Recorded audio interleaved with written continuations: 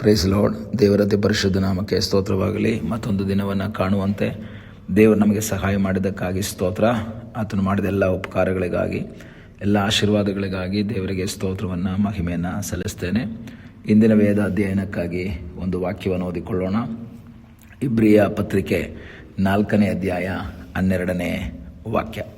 ಯಾಕೆಂದರೆ ದೇವರ ವಾಕ್ಯವು ಸಜೀವವಾದದ್ದು, ಕಾರ್ಯಸಾಧಕವಾದದ್ದು, ಯಾವ ಇಬ್ಬಾಯಿ ಕತ್ತಿಗಿಂತಲೂ ಹದವಾದದ್ದು, ಪ್ರಾಣ ಆತ್ಮಗಳನ್ನು ಕೀಲು ಮಜ್ಜೆಗಳನ್ನು ವಿಭಾಗಿಸುವಷ್ಟು ಮಟ್ಟಿಗೂ ತೂರಿ ಹೋಗುವಂಥದ್ದು, ಹೃದಯದ ಆಲೋಚನೆಗಳನ್ನು ಉದ್ದೇಶಗಳನ್ನು ವಿವೇಚಿಸುವಂಥದ್ದು ಆಗಿದೆ. ಪೌಲನು ತನ್ನ ಪತ್ರಿಕೆಯನ್ನು ಬರಿತಾ ಬರುವಾಗ ದೇವರ ವಾಕ್ಯದ ಪ್ರಾಮುಖ್ಯತೆಯ ಕುರಿತಾಗಿ ಮಾತನಾಡ್ತಾನೆ. ಪ್ರತ್ಯೇಕವಾಗಿ 119ನೇ ಕೀರ್ತನೆಯಲ್ಲಿ ದೇವರ ವಾಕ್ಯದ ಪ್ರಾಮುಖ್ಯತೆಯ ಕುರಿತಾಗಿ ನಾವು ತಿಳಿದುಕೊಳ್ತೇವೆ. ಇಲ್ಲಿ ನಾವು ನೋಡ್ತೇವೆ, ದೇವರ ವಾಕ್ಯ ಸಜೀವವಾದದ್ದು, ಕಾರ್ಯಸಾಧಕವಾದದ್ದು. The word of God is living and active. ಸತ್ಯವೇದವನ್ನು ಟೋಟಲ್ ಆಗಿ ಒಂದು ಪುಸ್ತಕವಾಗಿ ಕನ್ಸಿಡರ್ ಮಾಡಿದ್ರೆ, ಸ್ಕೂಲಲ್ಲಿ ನಾವು ಓದಿದಾಗ living things and non living things ಅಂತ ನೋಡ್ತೀವಿ. ಜೀವ ವಸ್ತುಗಳು, ನಿರ್ಜೀವ ವಸ್ತುಗಳು. ಜೀವ ಇರುವಂತಹ ವಸ್ತುಗಳನ್ನು ನಾವು ಮನುಷ್ಯ, ಗಿಡ, ಪ್ರಾಣಿ, ಮರ ಇವನ್ನೆಲ್ಲ ಜೀವ ಇರುವಂಥ ವಸ್ತುಗಳಾಗಿ ಕನ್ಸಿಡರ್ ಮಾಡುವಾಗ, ನಿರ್ಜೀವ ವಸ್ತುಗಳು ಅಂದರೆ ಪುಸ್ತಕ, ಟೇಬಲ್ಲು, ಕುರ್ಚಿ, ಇದೆಲ್ಲ ನಿರ್ಜೀವ ವಸ್ತುಗಳಿಗೆ ಸೇರುತ್ತೆ.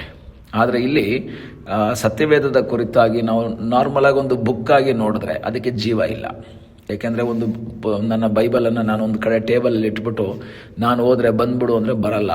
ಅದು ಬೆಳೆಯುತ್ತಾ, ಮರ ಬೆಳೆಯೋ ಥರ, ಗಿಡ ಬೆಳೆಯೋ ಥರ ಬೆಳೆಯುತ್ತಾ, ಎಕ್ಸ್ಟ್ರಾ ಪೇಜಸ್ ಆಗುತ್ತಾ? ಆಗಲ್ಲ. ಅದು ಒಂದು ನಾರ್ಮಲ್ ಆಗಿ ನಾವು ಕಲಿಬೇಕಾದ್ರೆ ಅದು ನಾನ್ ಲಿವಿಂಗ್ ಥಿಂಗ್ಸೇ. ಒಂದು ಪುಸ್ತಕ ಅಂತ ಹೇಳಿದಾಗ ನಿರ್ಜೀವ ವಸ್ತು, ಇದಕ್ಕೆ ಜೀವ ಇಲ್ಲ. ಆದರೆ ವಾಕ್ಯ ಹೇಳ್ತದೆ, ಈ ಪುಸ್ತಕದ ಒಳಗಿರುವಂತಹ ವಾಕ್ಯಗಳಿಗೆ ಜೀವ ಇದೆ. ದೇವರ ವಾಕ್ಯ ಸಜೀವವಾದದ್ದು. ಒಂದು ಕಾರ್ಯವನ್ನು ಮಾಡಬೇಕು ಅಂತ ಹೇಳಿದ್ರೆ ಅದನ್ನು ಮಾಡಿಬಿಡುತ್ತೆ. ಕಾರ್ಯಸಾಧಕವಾದದ್ದು, ಈಸ್ ಆ್ಯಕ್ಟಿವ್. ಅದು the living and active. Active ಅಂತ ಹೇಳಿದ್ರೆ ಕಾರ್ಯವನ್ನು ಮಾಡುವುದಕ್ಕೆ ಪವರ್ಫುಲ್ಲಾಗಿ ನಿಂತಿದೆ ಅಂತ. ಕೆಲವು ಟೈಮ್ಗಳಲ್ಲಿ ನಮಗೆ ಜೀವ ಇದ್ದರೂ ಸಹ ನಾವು ಆ್ಯಕ್ಟಿವ್ ಆಗಿರಲ್ಲ, ನಾವು ಸತ್ತಿರಲ್ಲ, ನಾವು ಜೀವಂತವಾಗಿ ಇರ್ತೀವಿ. ಆದರೂ ಸಹ ಏನೋ ಒಂದು ಹುಮ್ಮಸ್ಸಿಲ್ಲ, ಒಂದು ಆಸೆ ಇಲ್ಲ, ಒಂದು ಆಸಕ್ತಿ ಇಲ್ಲ, ಕೆಲಸ ಮಾಡೋಕ್ಕೆ ಆಸಕ್ತಿ ಇಲ್ಲ, ಒಂಥರ ಸುಮ್ಮನೆ ಹಾಸಿಗೆಯಲ್ಲಿ ಮಲಗಿರ್ತೀವಿ. We are not active. ಆದರೆ ದೇವರು ವಾಕ್ಯ ಹೇಳ್ತದೆ, ಅದಕ್ಕೆ ಜೀವನೂ ಇದೆ, ಅದು ಆ್ಯಕ್ಟಿವ್ ಆಗೂ ಇದೆ. ಈ ದಿವಸಗಳಲ್ಲಿ ನಿಮ್ಮ ಜೀವಿತದಲ್ಲಿ ಅದ್ಭುತವನ್ನು ಮಾಡುವುದಕ್ಕೆ ಶಕ್ತವಾಗಿದೆ ಈ ವಾಕ್ಯ ಅನ್ನೋದನ್ನು ಮರಿಬಾರ್ದು. ಏನು ಮಾಡುತ್ತೆ ಈ ವಾಕ್ಯ? ಈ ವಾಕ್ಯದ ಕುರಿತು 1 ಪೇತ್ರ 1:23 ಹೇಳುತ್ತೆ, ಆ ವಾಕ್ಯದ ಮೂಲಕ ನನಗೊಂದು ಹೊಸ ಜನನ ಸಿಕ್ಕಿದೆ ಅಂತ ವಾಕ್ಯ ಹೇಳುತ್ತೆ. ಆ ವಾಕ್ಯದ ಮೂಲಕ ನೀವು ಪುನರ್ಜನ್ಮ ಹೊಂದಿದ್ದು ಈ ನಾಶವಾಗುವ ಬೀಜದಿಂದಲ್ಲ, ನಾಶವಾಗದೇ ಇರುವಂತಹ ದೇವರ ವಾಕ್ಯವೆಂಬ ಬೀಜದಿಂದ. ಹಾಗಾದರೆ ನಾನು ಪಾಪದಲ್ಲಿ, ಶಾಪದಲ್ಲಿದ್ದಾಗ ನನ್ನನ್ನು ಅಲ್ಲಿಂದ ತಪ್ಪಿಸಿ ಹೊಸ ಮನುಷ್ಯನಾಗಿ ಮಾರ್ಪಡಿಸಿದ್ದು ಈ ವಾಕ್ಯ ಎಂಬುದಾಗಿ ದೇವರ ವಾಕ್ಯ ಹೇಳುತ್ತೆ. ಹೊಸ ಮನುಷ್ಯನಾಗಿ ನನ್ನನ್ನು ಮಾಡಿಸಿದ್ದು ಮಾತ್ರವಲ್ಲ, ಅದರ ನಂತರ ನನ್ನ ಬೆಳವಣಿಗೆಗೆ ಸಹಾಯ ಮಾಡೋದು ಇದೇ ವಾಕ್ಯ ಅಂತ ಹೇಳುತ್ತೆ. ಪೇತ್ರನ ಪತ್ರಿಕೆ 1 ಪೇತ್ರ 2:2 ಹೇಳುತ್ತೆ, ನಾವೇನು ಮಾಡಬೇಕು? ಹಸು ಮಕ್ಕಳಂತೆ ದೇವರ ವಾಕ್ಯವೆಂಬ ಪಾರಮಾರ್ಥಿಕವಾದ ಶುದ್ಧ ಹಾಲನ್ನು ಬಯಸಿ ಅದರಿಂದ ಬೆಳೆಯುತ್ತಾ ರಕ್ಷಣೆ ಹೊಂದಿರಿ. ಹಾಗಾದರೆ ನನಗೆ ಜನನ ಕೊಟ್ಟಿದ್ದು ಈ ವಾಕ್ಯ, ನನ್ನ ಬೆಳವಣಿಗೆಗೆ ಸಹಾಯ ಮಾಡ್ತಾ ಇರೋದು ಈ ವಾಕ್ಯ.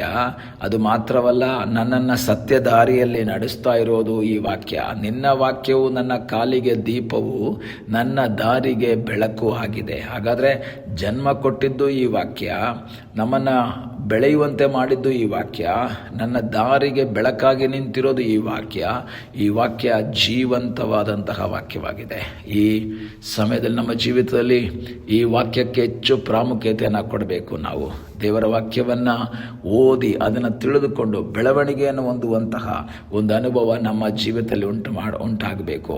ಈ ವಾಕ್ಯ ನನ್ನನ್ನು ಸೌಖ್ಯ ಮಾಡುವಂತಹ ವಾಕ್ಯ. ಈ ವಾಕ್ಯ ನನ್ನನ್ನು ಧೈರ್ಯಪಡಿಸುವಂತಹ ವಾಕ್ಯ. ಈ ವಾಕ್ಯ ನನ್ನನ್ನು ಶೋಧನೆಯಿಂದ ತಪ್ಪಿಸುವಂತಹ ವಾಕ್ಯ. ಈ ದಿವಸಗಳಲ್ಲಿ ಕರ್ತನಿಗೆ ಹೇಳೋಣ, ಸ್ವಾಮಿ ನಿನ್ನ ವಾಕ್ಯಕ್ಕೆ ಹೆಚ್ಚು ಪ್ರಾಮುಖ್ಯತೆ ಕೊಡುವ ಹಾಗೆ ಕರ್ತನೆ ನೀ ನನಗೆ ಸಹಾಯ ಮಾಡು ಎಂಬುದಾಗಿ ನಾವು ದೇವರ ಸಲ್ಲಿ ಪ್ರಾರ್ಥನೆ ಮಾಡಬೇಕು. ವಾಕ್ಯದ ಆ ಆಳತ್ವವನ್ನು ಅಥವಾ ವಾಕ್ಯದ ಸತ್ಯವನ್ನು ಪೂರ್ಣವಾಗಿ ತಿಳಿದುಕೊಂಡವನು ಆ ವಾಕ್ಯಕ್ಕೆ ವಿಧೇಯನಾಗಿ ಜೀವಿಸ್ತಾನೆ. ಈ ದಿವಸಗಳಲ್ಲಿ ಕರ್ತನಿಗೆ ಹೇಳೋಣ, ಸ್ವಾಮಿ ನಿನ್ನ ಜೀವವುಳ್ಳಂಥ ವಾಕ್ಯಕ್ಕಾಗಿ ಸ್ತೋತ್ರ, ಕಾರ್ಯ ಸಾಧಕವಾದಂಥ ಒಂದು ವಾಕ್ಯಕ್ಕಾಗಿ ಸ್ತೋತ್ರ. ಒಂದು ಕಾರ್ಯವನ್ನು ಮಾಡಬೇಕು ಅಂತ ತೀರ್ಮಾನ ಮಾಡಿದ್ರೆ ಆ ವಾಕ್ಯ ಹೋಗಿ ಅದನ್ನು ಮಾಡಿಬಿಡುತ್ತೆ. ಈ ಹಗಲ ಸಮಯದಲ್ಲಿ ಕರ್ತನಿಗೆ ಹೇಳೋಣ, ಸ್ವಾಮಿ ನಿನ್ನ ಆ ಜೀವವುಳ್ಳ ವಾಕ್ಯವನ್ನು ನಮಗೆ ಕೊಟ್ಟಿರುವುದಕ್ಕಾಗಿ ಸ್ತೋತ್ರ. ನಮ್ಮ ಜೀವಿತದಲ್ಲಿ ಒಂದು ಜಯಶಾಲಿಯಾಗಿ ನಿಲ್ಲುವುದಕ್ಕೆ ಈ ವಾಕ್ಯ ಸಹಾಯ ಮಾಡುವುದಕ್ಕಾಗಿ ಸ್ತೋತ್ರ. ಈ ಹಗಲ ಸಮಯದಲ್ಲಿ ನಮ್ಮ ಜೀವಿತದಲ್ಲಿ ಬದಲಾವಣೆಯನ್ನು ಉಂಟು ಮಾಡುವಂತಹ ವಾಕ್ಯ, ನಮ್ಮಲ್ಲಿರುವಂತಹ ತಪ್ಪುಗಳನ್ನು ಎತ್ತಿ ತೋರಿಸುವಂತಹ ವಾಕ್ಯ, ನಮ್ಮನ್ನು ಕರೆಕ್ಟ್ ಮಾಡುವಂತಹ ವಾಕ್ಯ. ದೇವರ ವಾಕ್ಯ ನನಗೆ ಬುದ್ಧಿ ಉಪದೇಶ ಕೊಡ್ತದೆ. ದೇವರ ವಾಕ್ಯ ನನ್ನನ್ನು ಸರಿದಾರಿಗೆ ನಡೆಸ್ತದೆ. ಅದು ಸತ್ಯವಾದಂತಹ ವಾಕ್ಯ. ಈ ದಿವಸಗಳಲ್ಲಿ ಜೀವವುಳ್ಳಂತಹ ಕಾರ್ಯ ಸಾಧಕವಾದಂತಹ ಈ ವಾಕ್ಯವನ್ನು ಅನುಸರಿಸಿ ವಾಕ್ಯಕ್ಕೆ ವಿಧೇಯರಾಗಿ ಮುಂದೆ ಸಾಗುವಂತೆ ದೇವರು ನಮ್ಮ ಜೀವಿತದಲ್ಲಿ ಸಹಾಯ ಮಾಡಲಿ. ಕಣ್ಣುಗಳನ್ನ ಮುಚ್ಚೋಣ, ಪ್ರಾರ್ಥನೆ ಮಾಡೋಣ. ನಮ್ಮನ್ನು ಬಹಳವಾಗಿ ಪ್ರೀತಿ ಮಾಡುವ ಪರಲೋಕದ ತಂದೆಯಾದ ದೇವರೇ, ಈ ಸಮಯಕ್ಕಾಗಿ ಸ್ತೋತ್ರ. ಈ ಸಮಯದಲ್ಲಿ ಕರ್ತನೆ ನಿನ್ನ ಸನ್ನಿಧಾನದಲ್ಲಿ ನಮ್ಮನ್ನೇ ನಾವು ಸಮರ್ಪಿಸುವರಾಗಿದ್ದೇವೆ. ಅಪ್ಪ, ಜೀವವುಳ್ಳಂತಹ ವಾಕ್ಯದ ಮೂಲಕ ನಮಗೊಂದು ಜನ್ಮವನ್ನು ಕೊಟ್ಟು ಕರ್ತನೆ ನಮ್ಮನ್ನು ಬೆಳೆಸಿ ನಮಗೆ ಮಾರ್ಗ ತೋರಿಸಿ ನಮ್ಮನ್ನು ನಡೆಸ್ತಾ ಇರುವಂಥ ನಿನ್ನ ಮಹಾಕೃಪೆಗಾಗಿ ಸ್ತೋತ್ರ. ಎಲ್ಲರಿಂದಲೂ ತಳ್ಳಲ್ಪಟ್ಟಾಗಿದ್ದಂತಹ ನಮ್ಮನ್ನು ನಿನ್ನ ವಾಕ್ಯದ ಮೂಲಕ ರಕ್ಷಿಸಿದ್ದಕ್ಕಾಗಿ ಸ್ತೋತ್ರ. ಆ ಜೀವವುಳ್ಳಂತಹ ಕಾರ್ಯಸಾಧಕವಾದ ವಾಕ್ಯಕ್ಕೆ ವಿಧೇಯರಾಗಿ ಮುಂದೆ ಸಾಗುವಂತೆ ನೀ ನಮಗೆ ಸಹಾಯ ಮಾಡು. ಪ್ರಾರ್ಥನೆಯನ್ನು ಕೇಳಿದ್ದಕ್ಕಾಗಿ ಸ್ತೋತ್ರ. ಯೇಸುವಿನ ನಾಮದಲ್ಲಿ ತಂದೆಯೇ, ಆಮೇನ್. God bless you.